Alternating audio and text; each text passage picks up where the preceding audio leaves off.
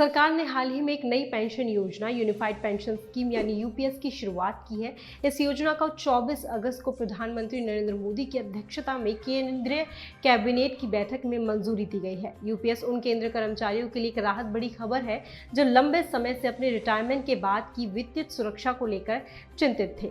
Unified pension scheme UPS को लाने की जरूरत क्यों पड़ी?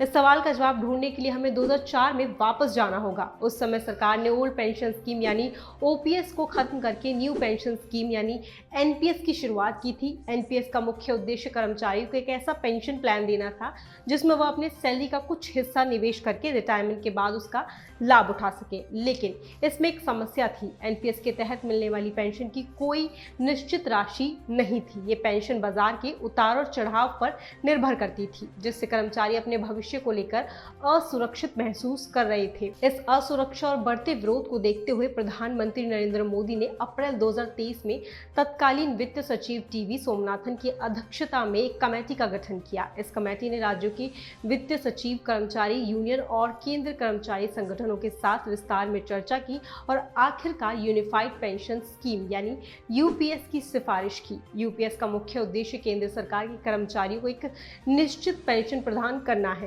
ताकि उन्हें रिटायरमेंट के बाद अपनी वित्तीय सुरक्षा के बारे में चिंता न करनी पड़े। ये स्कीम 1 अप्रैल 2025 से लागू होगी और इस स्कीम का उद्देश्य एनपीएस की खामियों को दूर करना है।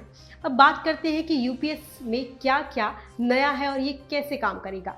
यूपीएस के तहत केंद्र सरकार के कर्मचारियों को उनके रिटायरमेंट से पहले के 12 महीने की बेसिक सैलरी का 50% पेंशन के रूप में मिलेगा।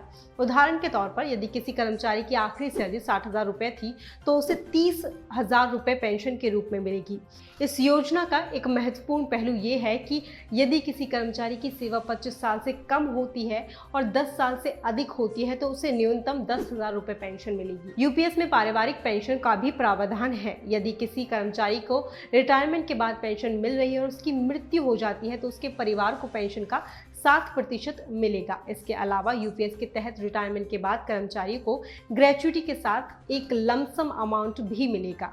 ये अमाउंट कर्मचारियों के 6 महीने की नौकरी पूरी करने पर उनकी सैलरी और महंगाई के भत्ते का 10% होगा। यूपीएस का लाभ केवल केंद्रीय कर्मचारियों को मिलेगा और फिलहाल राज्य सरकार के कर्मचारी इसके दायरे में नहीं आएंगे। हालांकि भविष्य में राज्य सरकार भी इस योजना को अपना सकती है।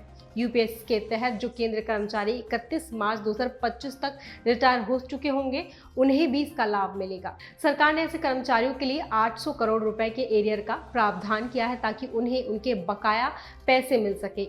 यूनिफाइड पेंशन स्कीम यूपीएस को ओल्ड पेंशन स्कीम की तरह ही बनाया गया है, जिससे रिटायरमेंट के बाद की सुरक्षा पर जोर दिया गया है। ये योजना निश्चित रूप से केंद्र सरकार कर्मचारियों के लिए एक बड़ा राहत का कदम है, जिससे वह अपने बुढ़ापे को सुरक्षित और संतोषजनक तरीके से बिता सकते हैं।